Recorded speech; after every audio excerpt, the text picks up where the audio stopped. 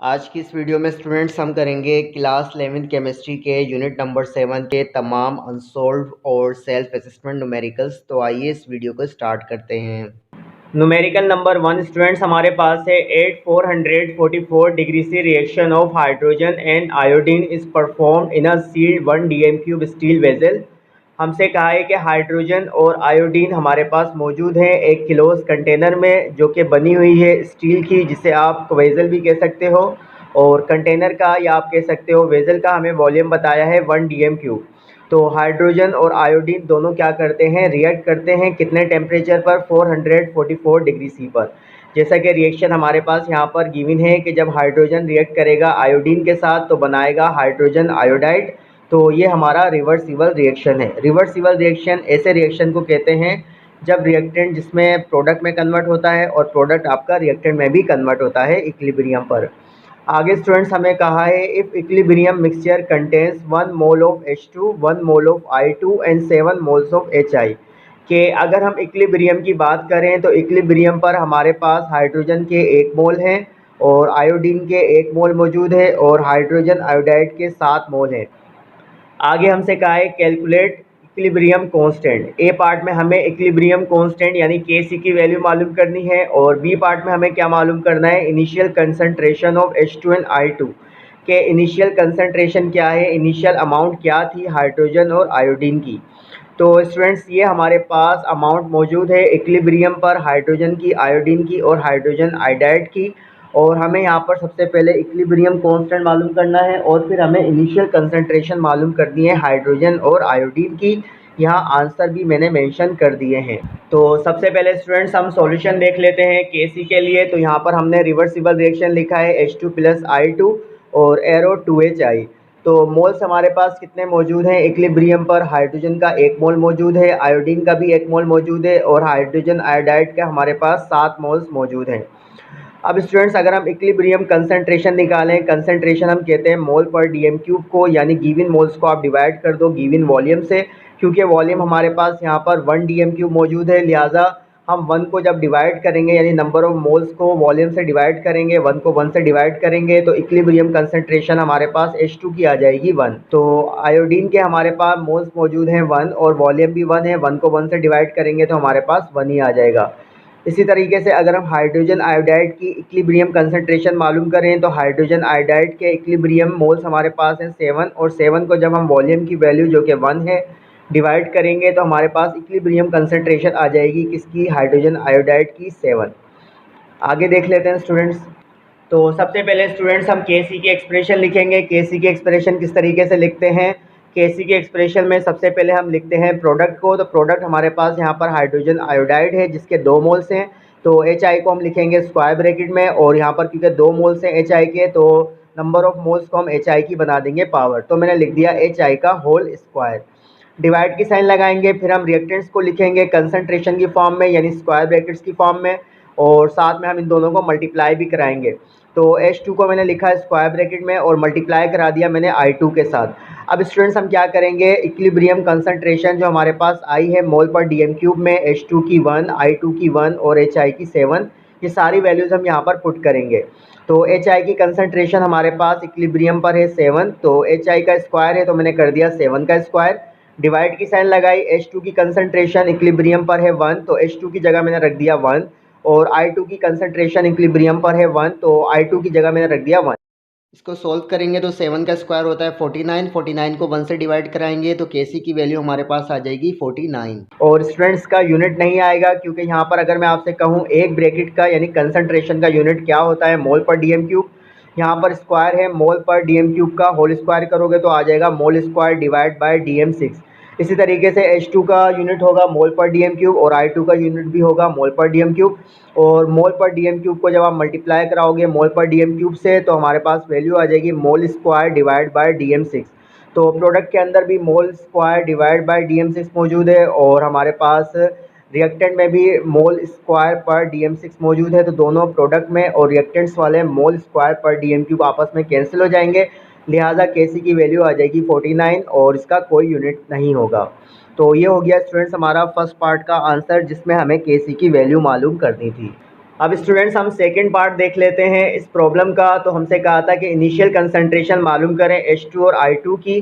तो कैसे निकालेंगे स्टूडेंट? सबसे पहले हम रिवर्सिबल रिएक्शन लिखेंगे जो कि हमें गिवन था H2 + I2 एरो 2HI। अब क्योंकि स्टूडेंट्स हमें यहाँ पर इनिशियल कंसंट्रेशन नहीं पता, तो यहाँ पर हम इनिशियल कंसंट्रेशन की जगह वेरिएबल कंसिडर कर लेते हैं कि इनिशियल कंसंट्रेशन की अगर हम बात करें H2 की तो वो हमारे पास A है, और अगर हम I2 की इनिशियल कंसंट्रेशन की बात करें तो हमारे पास वो B है। क्योंकि स्टूडेंट्स इनिशियल कंसंट्रेशन रिएक्टेंट्स की होती है, प्रोडक्ट की नहीं होती, क्योंकि इनिशियल कंसंट्रेशन के दौरान प्रोडक्ट हमारा नहीं बनता, लिहाजा HI की इनिशियल कंसंट्रेशन हमारे पास हो जाएगी 0। अब स्टूडेंट सेकंड पार्ट में हम क्या करेंगे? सेकंड पार्ट में यानी सेकंड स्टेप में हम करेंगे चेंज इन कंसंट्रेशन। क्योंकि इनिशियल कंसंट्रेशंस के बाद जब हमारे रिएक्टेंट्स आपस में रिएक्ट करना स्टार्ट करेंगे तो रिएक्टेंट की कंसंट्रेशन क्या होगी? डिक्रीज़ होगी, और प्रोडक्ट की कंसंट्रेशन इंक्रीज़ होगी। तो स्टूडेंट्स मैंने यहाँ पर कहा कि जो रिएक्टेंट की कंसंट्रेशन है यानी H2 और I2 की, वो डिक्रीज़ हुई है बाय -x। तो H2 की जगह मैंने लिख दिया -x चेंज इन कंसंट्रेशन में, और I2 की जगह भी मैंने लिख दिया -x चेंज इन कंसंट्रेशन की जगह में। और स्टूडेंट्स यहाँ पर प्रोडक्ट के क्योंकि नंबर ऑफ मोल्स 2 हैं तो मैंने लगा दिया 2, और 2 को मल्टीप्लाई करा दिया मैंने x से। यानी जब रिएक्टेंट्स आपस में रिएक्ट करेंगे तो रिएक्टेंट की कंसंट्रेशन डिक्रीज़ होगी और प्रोडक्ट की कंसंट्रेशन इंक्रीज़ होगी। तो ये हमारे पास आ गया चेंज इन कंसंट्रेशन। अब स्टूडेंट्स हम मालूम करेंगे इक्विलिब्रियम कंसंट्रेशन। तो इक्विलिब्रियम कंसंट्रेशन निकालने का क्या तरीका है? यहाँ पर हम इनिशियल कंसंट्रेशन और चेंज इन कंसंट्रेशन को कर देंगे ऐड। तो a को अगर मैं ऐड कराऊंगा -x के साथ, तो यहाँ पर ये -x a के साथ क्या हो रहा है? सब्ट्रैक्ट हो रहा है। तो हमारे पास इक्विलिब्रियम कंसंट्रेशन आ जाएगी H2 की a-x। इसी तरीके से इक्विलिब्रियम कंसंट्रेशन हमारे पास I2 की आ जाएगी b-x, और इक्विलिब्रियम कंसंट्रेशन हमारे पास HI की आ जाएगी 0 में अगर आप ऐड कराओगे 2x तो आपके पास 2x ही आएगा। अब स्टूडेंट्स क्योंकि बाय डिफ़ॉल्ट हमें इक्विलिब्रियम कंसंट्रेशन के मोल्स बताए थे जो कि हमारे पास थे H2 का 1 जो कि हमने फर्स्ट पार्ट में किया था, I2 का हमारे पास क्या था 1, और HI का हमारे पास कितना था 7। तो अब स्टूडेंट्स हम क्या करेंगे? इक्विलिब्रियम कंसंट्रेशन पे जो हमारे पास नंबर ऑफ मोल्स इक्विलिब्रियम के गिवन थे उसको हम पुट कर देंगे। तो a-x को मैंने बराबर रखा 1 के, क्योंकि इक्विलिब्रियम कंसंट्रेशन पर H2 के मोल्स हमारे पास 1 थे। इसी तरीके से I2 की अगर हम बात करें तो I2 हमारा यहाँ पर बराबर है b-x के, और b-x को मैंने बराबर रखा 1 के, क्योंकि इक्विलिब्रियम पर हमारे पास नंबर ऑफ मोल्स I2 के कितने थे? 1 थे। इसी तरीके से स्टूडेंट्स 2x को मैंने बराबर रख दिया 7 के, क्योंकि इक्विलिब्रियम पर हमारे नंबर ऑफ मोल्स कितने थे? 7 थे। अब स्टूडेंट्स अगर मैं आपसे कहूँ कि यहाँ पर फॉर एग्जांपल है a-x = 1, b-x = 1 और 2x = 7। यहाँ से आप 2x = 7 से x की वैल्यू आप निकाल सकते हो। तो 2 स्टूडेंट्स मेरा यहाँ पर x के साथ मल्टीप्लाई कर रहा है, अगर मैं इसको राइट हैंड साइड पर लेके जाऊँगा तो 7 से डिवाइड करेगा, तो x की वैल्यू हमारे पास आ जाएगी जब 7 को डिवाइड कराएंगे 2 से 3.5। तो स्टूडेंट्स अब हमारे पास x की वैल्यू आ गई, क्योंकि हमसे कहा है कि इनिशियल कंसंट्रेशन मालूम करें H2 की और I2 की। अब हम क्या करेंगे स्टूडेंट्स? इस x की वैल्यू को जो कि हमारे पास आई है 3.5, इसको हम पुट कर देंगे x की जगह पर a-x = 1 में और b-x = 1 में। तो हमारे पास इनिशियल कंसंट्रेशन आ जाएगी H2 की और I2 की। कैसे करेंगे वो मैं आपको करके दिखा देता हूँ। तो स्टूडेंट जैसा कि आप देख सकते हो, सबसे पहले मैंने कंसंट्रेशन निकाली है H2 की, किसके बराबर था? a-x = 1, और x की हमारे पास क्या वैल्यू आई थी? 3.5। तो x की जगह मैंने रख दिया 3.5।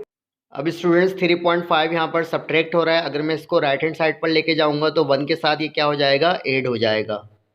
तो ये हमारे पास a की वैल्यू हो जाएगी 1 + 3.5, और जब हम 3.5 में 1 को ऐड करेंगे तो a हमारा बराबर हो जाएगा 4.5। क्योंकि स्टूडेंट्स हमारा ए यहाँ पर शो कर रहा है कंसंट्रेशन को H2 की, तो लिहाजा फाइनली हमारे पास H2 की कंसंट्रेशन आ जाएगी 4.5 मोल पर DMQ। इसी तरीके से स्टूडेंट्स हम I2 की कंसंट्रेशन निकाल लेते हैं। तो I2 हमारा बराबर था b-x = 1, और x की वैल्यू हमारे पास आई थी 3.5। 3.5 मेरा लेफ्ट हैंड साइड पर नेगेटिव है, राइट हैंड साइड पर लेके जाऊंगा तो पॉजिटिव हो जाएगा। तो b की वैल्यू बराबर हो जाएगी 1 + 3.5 के, और 1 को जब हम ऐड करेंगे 3.5 के साथ तो a हमारा बराबर हो जाएगा 4.5 के। लिहाजा कंसंट्रेशन हमारे पास आ गई इनिशियल I2 की कितनी? 4.5 मोल पर DMQ। तो यही स्टूडेंट इसका आंसर है। अब स्टूडेंट्स हम देखते हैं न्यूमेरिकल नंबर 2 लीड फ्लोराइड, जिसका फार्मूला होता है PbF2 is a high melting white solid, जो कि एक हाई मेल्टिंग वाइट सॉलिड है use in glass coating to reflect IR rays, जिसको हम यूज़ करते हैं ग्लास कोटिंग में IR रेज यानी इंफ्रारेड रेज को रिफ्लेक्ट करने के लिए।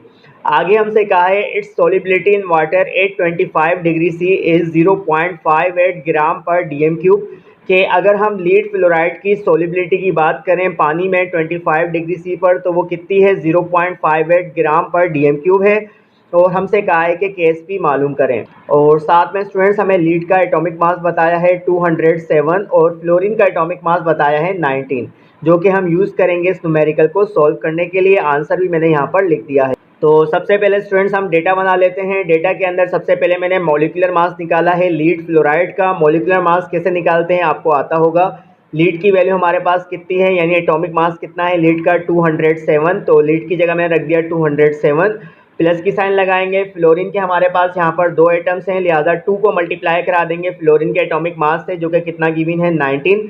तो यहाँ मैंने रख दिया ब्रैकेट में 19। सोल्व कर लेते हैं। 207 को मैंने एज इट इज़ रखा और 19 को जब मैं 2 से मल्टीप्लाई कराऊंगा तो आ जाएगा 38। 207 में आप 38 को ऐड करना तो आपके पास मॉलिक्यूलर मास आ जाएगा लीड फ्लोराइड का कितना 245। अगर आप यहाँ पर यूनिट लगाना चाहते हो A.M.Q तो आप लगा सकते हो, मैं लगाना यहाँ पर भूल गया, बल्कि आप लगा लेना। अब स्टूडेंट्स हम क्या करते हैं ग्राम पर डीएम क्यूब को मोल पर डीएम क्यूब में लेकर आते हैं। तो स्टूडेंट्स हमने क्योंकि मॉलिक्यूलर मास मालूम कर लिया है तो अब हम क्या करेंगे, हमारे पास जो सोलिबिलिटी गिवन है ग्राम पर डीएम क्यूब में जिसकी वैल्यू है 0.58 और जिसको मैंने रिप्रेजेंट करवाया है x से, तो 0.58 को हम डिवाइड करा देंगे 245 से, तो हमारे पास x की वैल्यू आ जाएगी यानी सोलिबिलिटी हमारे पास आ जाएगी मोल पर डीएम क्यूब में कितनी 0.00236 मोल पर डीएम क्यूब। क्योंकि स्टूडेंट जब हम फार्मूले में वैल्यूज पुट करेंगे तो कंसंट्रेशन को हम लेते हैं मोल पर डीएम क्यूब में, लिहाजा इसलिए हमने ग्राम पर डीएम क्यूब के अंदर जो सोलिबिलिटी गिवन थी उसको कन्वर्ट किया मोल पर डीएम क्यूब में।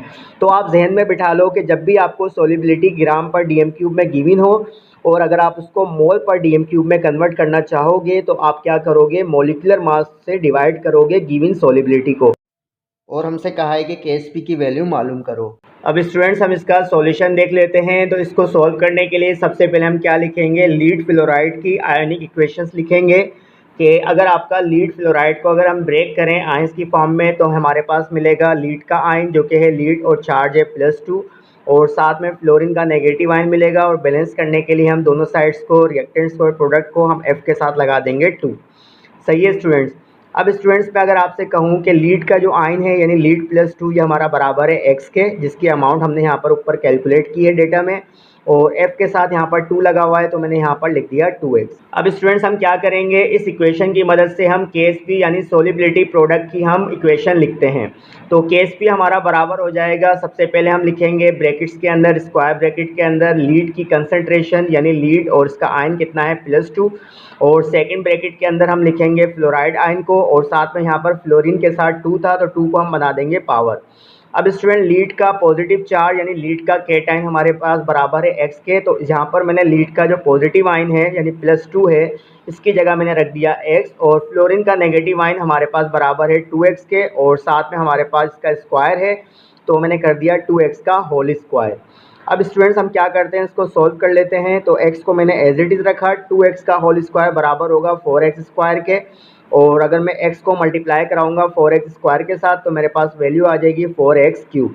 अब स्टूडेंट्स क्योंकि हमने x की वैल्यू निकाली थी मोल पर डीएम क्यूब के अंदर कितनी 0.00236, तो लिहाजा अब क्या करेंगे हम 4 को हम बाहर रखेंगे और ब्रैकेट के अंदर मैंने लिया यहाँ पर 0.00236 का होल क्यूब। अब हम इसको सोल्व कर लेंगे कैलकुलेटर की मदद से, तो हमारे पास स्टूडेंट्स वैल्यू आएगी 4 को मैंने मल्टीप्लाई कराया, जब आप 0.00236 का होल क्यूब लोगे तो आपके पास वैल्यू आ जाएगी 1.314 मल्टीप्लाई बाय 10 की पावर -8। फिर आप इस वैल्यू को 4 से मल्टीप्लाई करा देना तो फाइनली आपके पास KSP की वैल्यू आ जाएगी 5.256 मल्टीप्लाई बाय 10 की पावर -8 और यूनिट आ जाएगा मोल क्यूब पर DM9।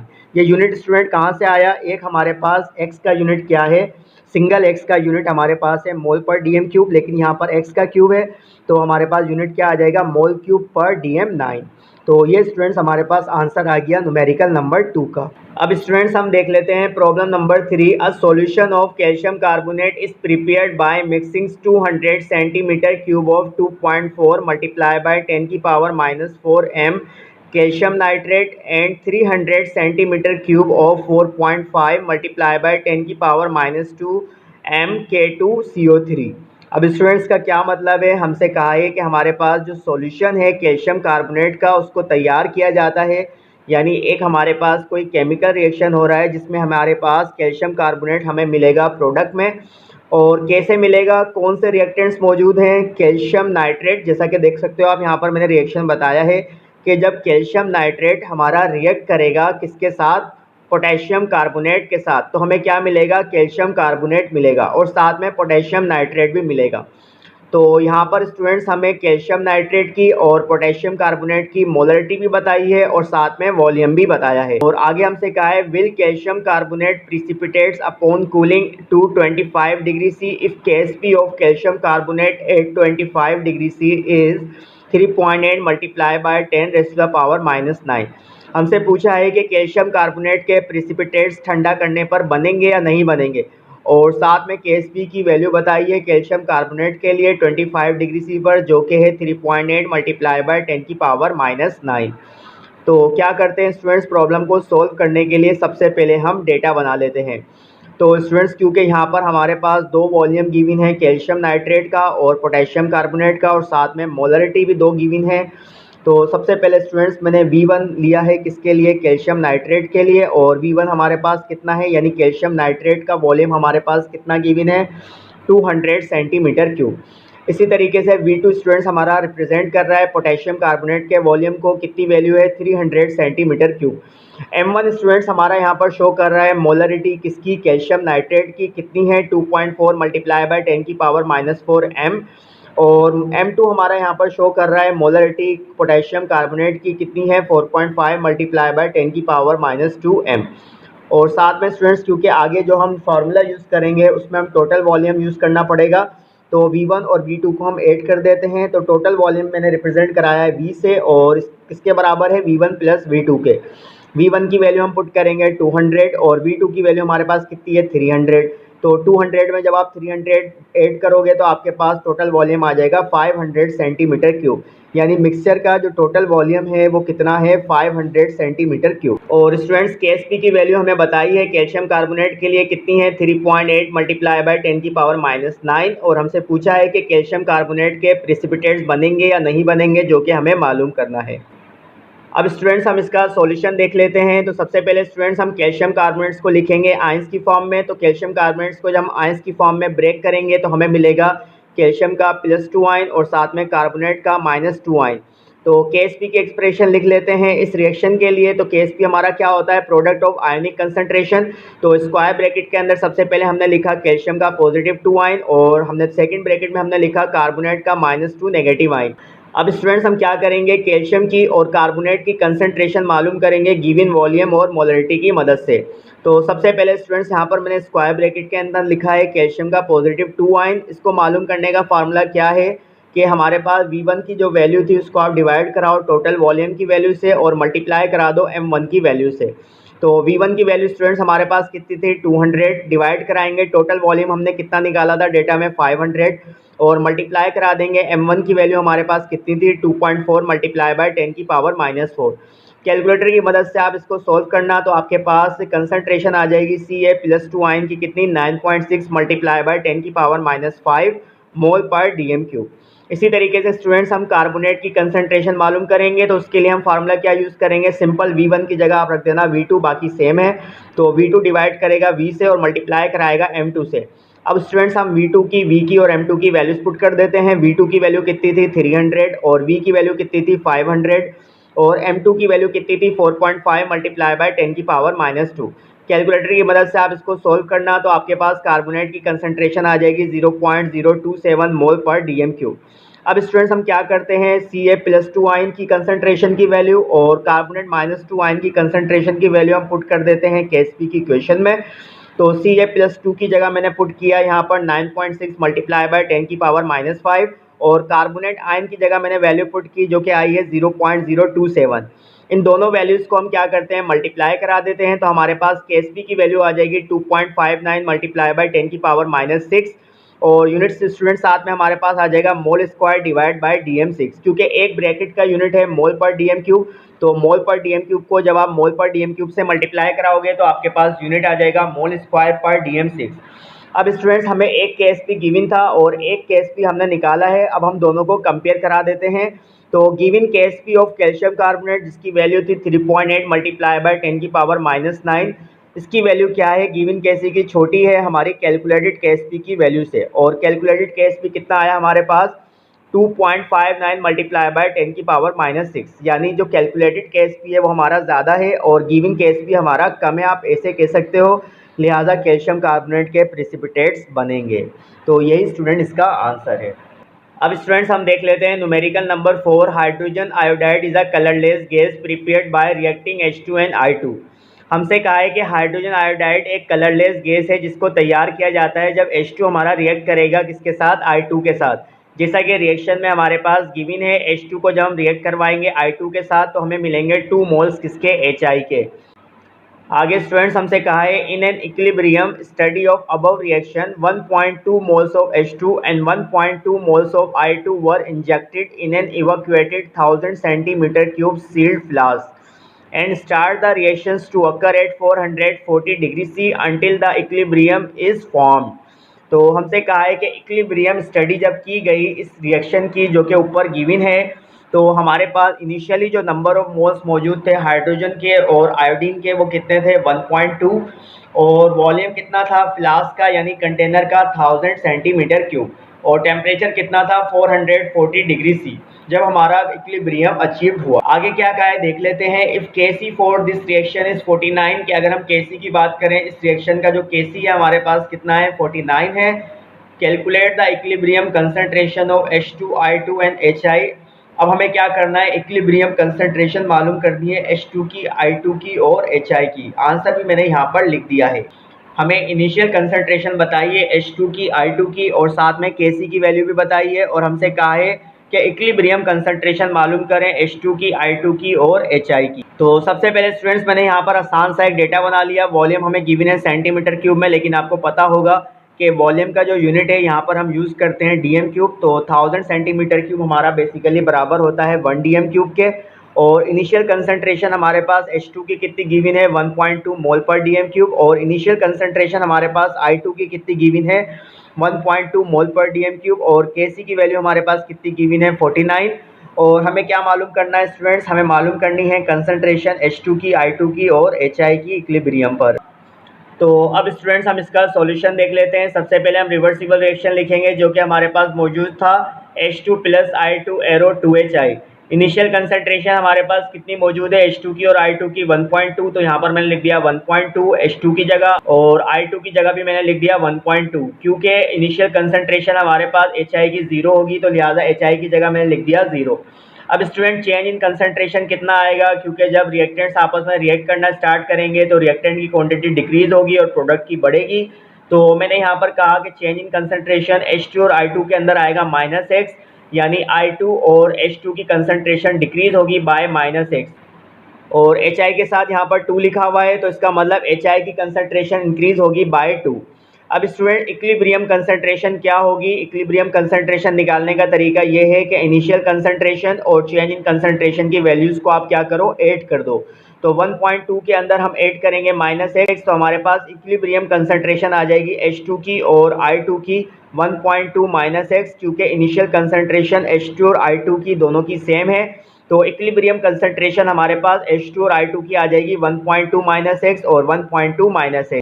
और अगर हम बात करें HI की, तो HI की इक्विलिब्रियम कंसंट्रेशन कैसे आएगी? जब हम 0 को ऐड कराएंगे 2x के साथ, तो हमारे पास इक्विलिब्रियम कंसंट्रेशन आ जाएगी HI की कितनी? 2x।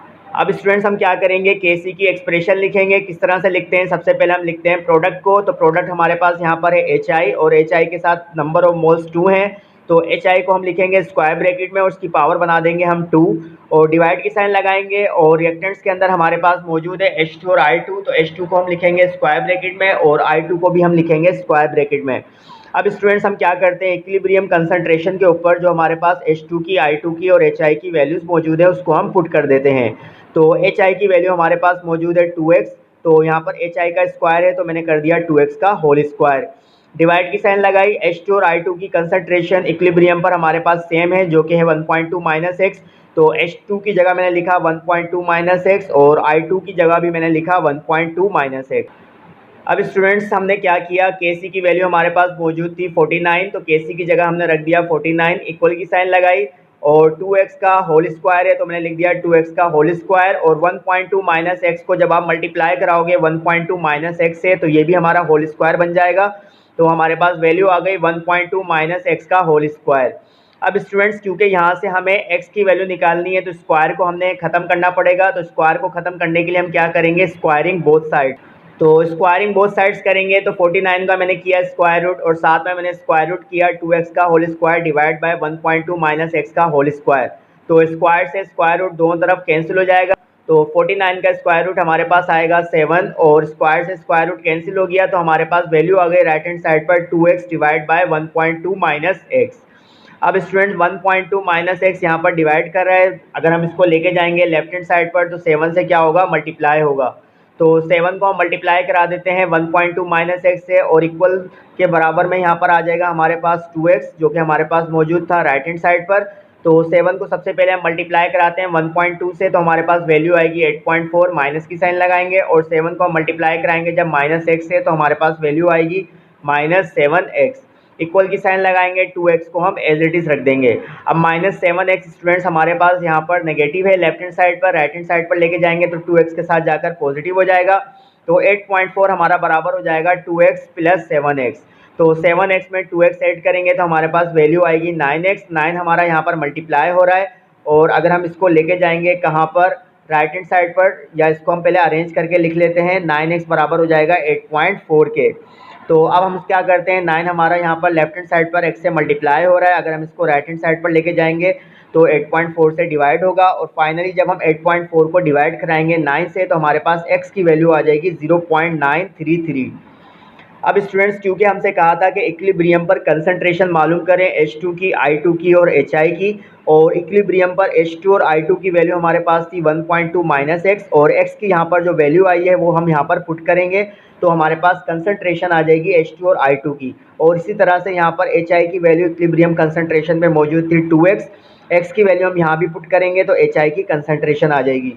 तो सबसे पहले स्टूडेंट्स मैंने किया H2 के लिए सॉल्यूशन, तो H2 की वैल्यू क्या थी इक्विलिब्रियम पर 1.2 माइनस एक्स, तो 1.2 माइनस को मैंने एज इट इज़ रखा और x की जगह मैंने वैल्यू पुट की 0.933। तो 1.2 में से जब आप सब्ट्रैक्ट करोगे 0.933 तो आपके पास H2 की कंसंट्रेशन आ जाएगी इक्विलिब्रियम पर कितनी, 0.267 मोल पर dm³। इसी तरीके से स्टूडेंट्स I2 का सॉल्यूशन भी सेम है, सिंपल H2 की जगह I2 आ जाएगा क्योंकि I2 और H2 की वैल्यू सेम थी 1.2 माइनस एक्स, तो I2 की कंसंट्रेशन भी आ जाएगी 0.267 मोल पर dm³। और HI स्टूडेंट्स हमारा इक्विलिब्रियम पे बराबर था 2x के, तो x की वैल्यू हमने पुट की 0.933, तो 2 को जब हम मल्टीप्लाई करवाएंगे 0.933 से तो HI की कंसंट्रेशन आ जाएगी इक्विलिब्रियम पर कितनी, 1.866 मोल पर dm³।